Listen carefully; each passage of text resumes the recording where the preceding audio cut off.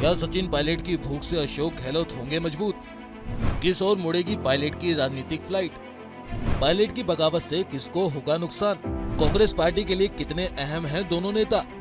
राजस्थान में जिस बात का डर था वो ही हुआ। पिछले 4 सालों के दौरान अशोक गहलोत बनाम सचिन पायलट के बीच सत्ता विवाद को नहीं सुलझाने का असर चुनावी साल में अब खुलकर दिखने लगा है, जिसके बाद सचिन पायलट अपनी ही पार्टी के खिलाफ अनशन पर उतर गए हैं। कांग्रेस पार्टी के लिए भले ही ये एक बड़ा झटका माना जा रहा हो, लेकिन इस बार पार्टी अपने दोनों दिग्गज नेताओं का विवाद खत्म करने का फैसला ले सकती है, क्योंकि राजस्थान के प्रभारी सुखविंदर सिंह रंधावा ने कल देर रात एक बयान जारी कर सचिन पायलट के कंसर्न्स को पार्टी फोरम पर रखने को कहा। लेकिन पार्टी ने इस पूरे मसले पर हमेशा अशोक गहलोत का ही स्टैंड लिया और सचिन पायलट के हर कदम को पार्टी विद्रोही करार दिया।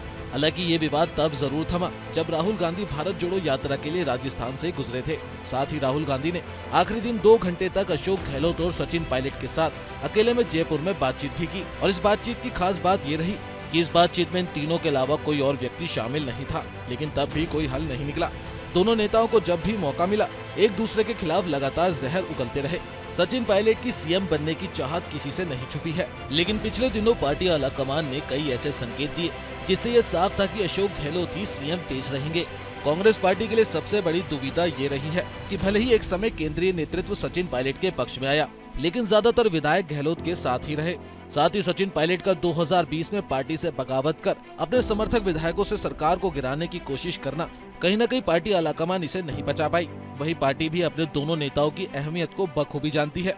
2018 में गुर्जरों ने कांग्रेस को एक तरफा वोट दिया था और बीजेपी के सारे गुर्जर उम्मीदवार चुनाव हार गए थे। तब सचिन पायलट प्रदेश कांग्रेस अध्यक्ष थे और सीएम पद की दावेदारी में शामिल थे।